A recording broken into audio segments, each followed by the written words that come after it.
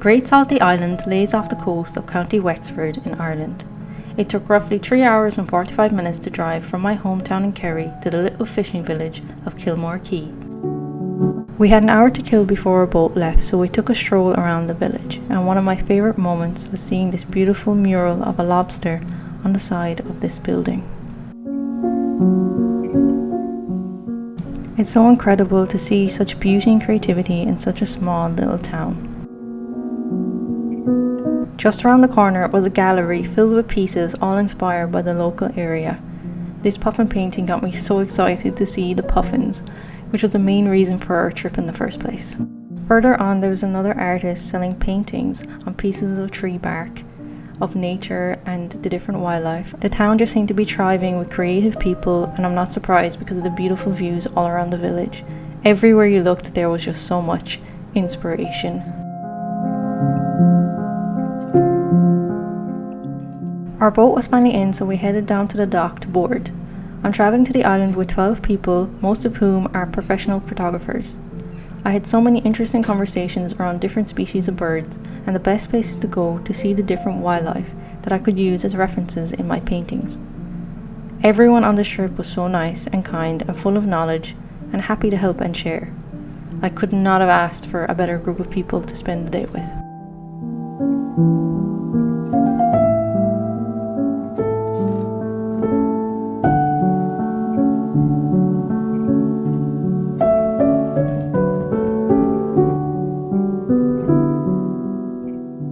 Once everyone was on board, we set sail, and as I was looking around at all the boats on the water, I felt so inspired, and I was taking so many photographs to use when I got back to my studio.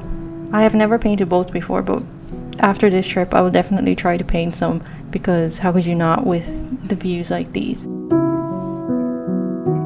After all the travelling so far, I could not wait to finally get onto the island. If you are going on this trip, do be aware that the guy driving the boat puts his foot down, and it is a very rough and wet crossing. I was hanging on to the poor man next to me for dear life. Sorry, John. But I was like a kid at Christmas. I was giggling with happiness, and I couldn't wait to get on the island, and I did not mind being in the splash zone even though I was soaked, but the sun was out, so I dried up pretty quickly. To get onto the island, we had to go from the boat we were in onto a dinghy boat. It was a wet landing, so we had to take our shoes off to get out of the dinghy into the water and walk up the shore onto the actual island. Once you're on the shore, you have a couple of steps to walk up before you get kind of like the landing area, where you will be greeted by a wildlife conservation person that takes care of all of the puffin safety on the island. From there, you have a bit of walking to go, and then after that you just explore the island, walking all the way around, looking at the different views. We were very lucky because we were staying on the island for 8 hours until sunset. I was obsessed with these beautiful flowers called sea thrift or sea pink. They're a wild Irish flower that mainly grow on cliffs or near salty air places. They thrive in salty environments. They were like a carpet of pink just scattered around the island in little clusters. Another thing I couldn't get over was the colour of the sea. The greens and blues of the water were incredible, splashing onto the reddy brown coloured rocks in contrast with the beautiful blue skies. One of the most breathtaking moments for me was coming down over this hill into an area where there was hundreds of shags and razorbills and guillemots all flying around and landing on this giant rock by the sea. This was towards the end of the trail. We hung out here for a little while watching the birds, and this was the area where all the photographers had gathered to take their shots. Time was going so fast on the island, and we walked around so much, and the sun was going to set soon. So it was time to try painting. It was time to set up my homemade paint box.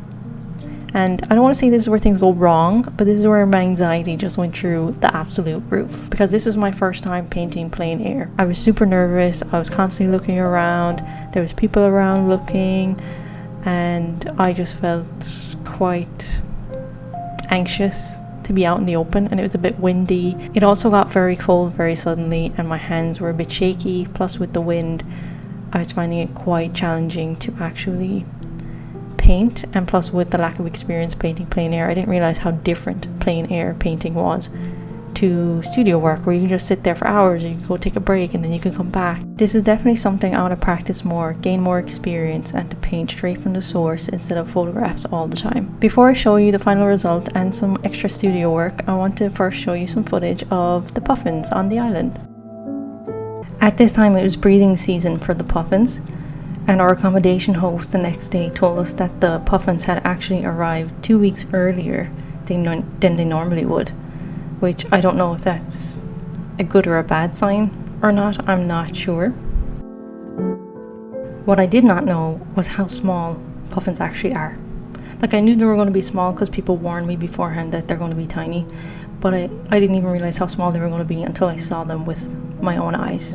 They are super tiny, super cute, tiny weeny, and it makes them even cuter than they are. These are of course the Atlantic puffins, and they spend most of their day out at sea, and then in the evening time they come back to nest.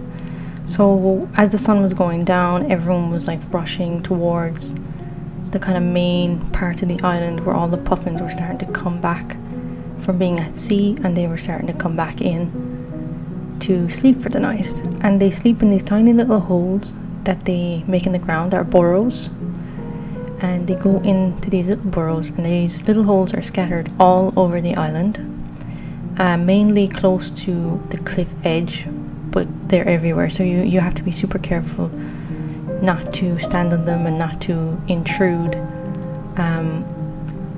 in their homes and their space, especially because they are a protected species in Ireland.